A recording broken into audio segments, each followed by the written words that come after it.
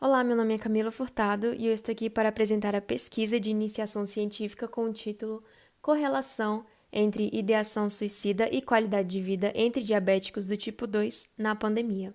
Então, esse trabalho teve como objetivo verificar a relação entre qualidade de vida e ideação suicida entre diabéticos do tipo 2 e observar o impacto da doença crônica na vida do sujeito e em sua perspectiva sobre o suicídio através da análise de dados. Teve como objetivo também identificar a faixa etária em que as ideações suicidas estão mais evidentes e como elas se relacionam com a qualidade de vida. Trata-se de uma pesquisa quantitativa, tendo sua coleta de dados a partir de um formulário virtual, e participaram da pesquisa 54 pessoas diabéticas do tipo 2 e maiores de 18 anos.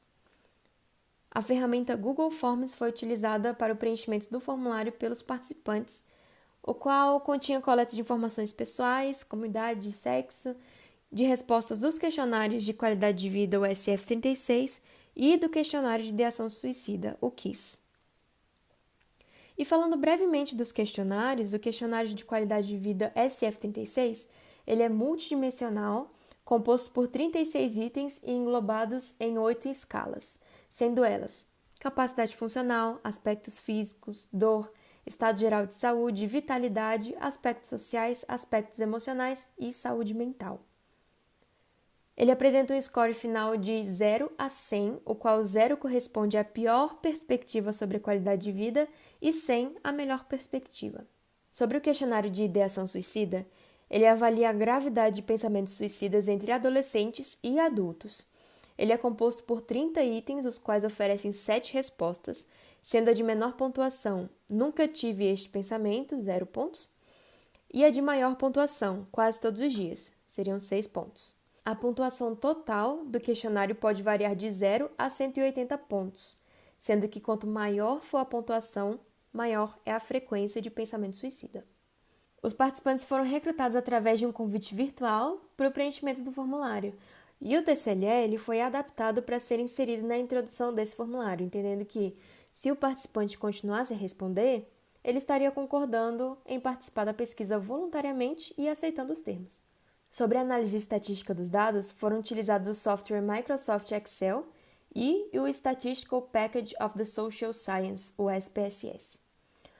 Os scores do questionário de ideação suicida e dos 8 fatores do SF-36 foram descritos a partir da correlação utilizando o coeficiente linear de Pearson.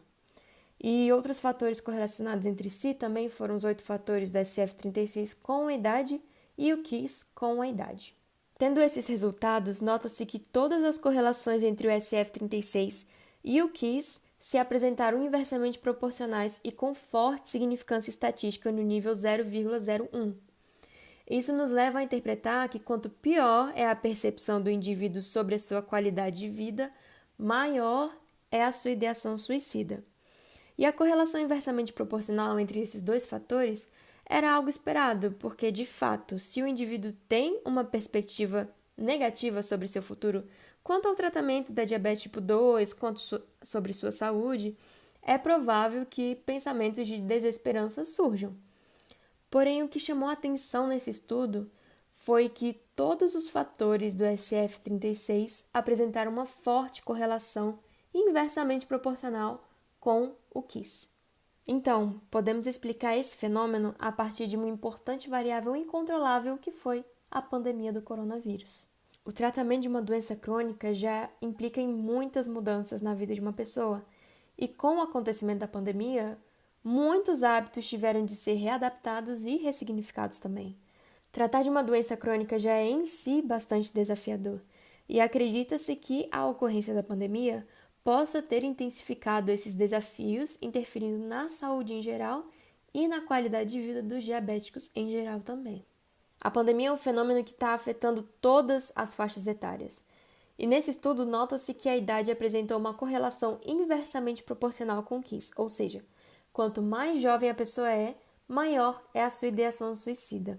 Lembrando que estamos tratando de uma amostra entre 18 a 76 anos, sendo a média de idade dos participantes aproximadamente de 50 anos.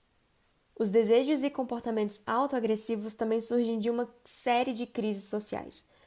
É importante ressaltar que no período da pandemia, muitas questões de desamparo surgiram, como o desemprego, a falta de acesso a instituições tanto educacionais quanto de saúde, religiosas, a pobreza e entre outras. Com isso, a população adulta, que é geralmente responsável pelo sustento da sua família, pode sim estar sofrendo uma grande pressão emocional sobre esse aspecto, deixando-os fragilizados emocionalmente e pressionados diante as situações de dificuldade.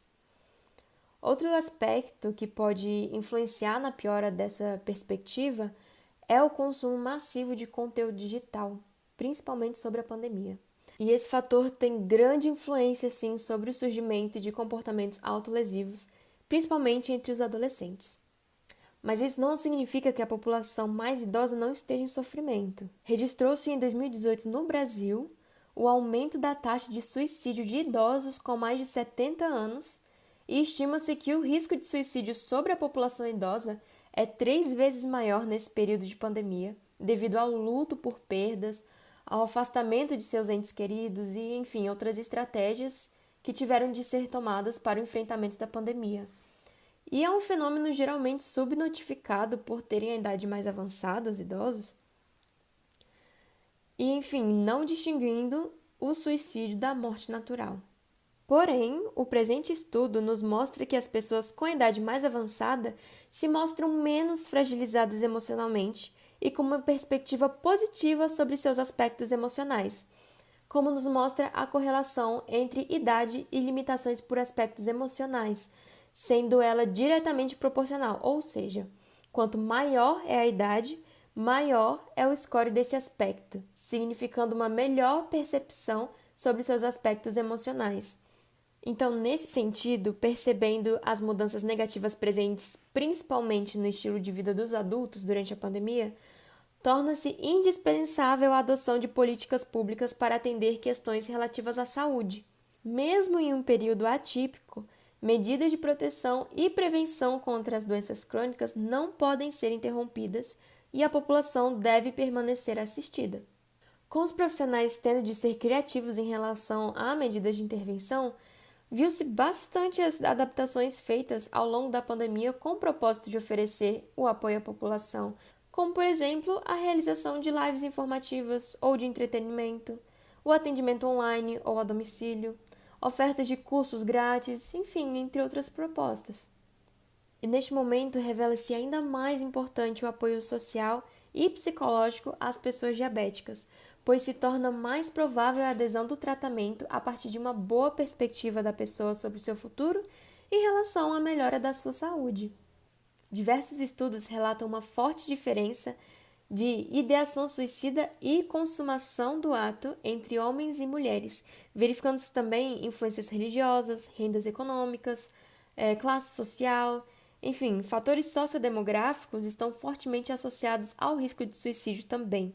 Mais especificamente, o desemprego, a baixa escolaridade, o estado civil e o isolamento social. Assim, se reconhece a importância de fatores sociodemográficos e a sua relação com a ideação suicida e o suicídio, sugerindo-se então a inclusão dessas variáveis citadas em pesquisas futuras. Sugere-se também que futuros estudos incluam um número maior de participantes, buscando correlações ainda mais significativas entre os questionários utilizados. E muito obrigada pela sua atenção.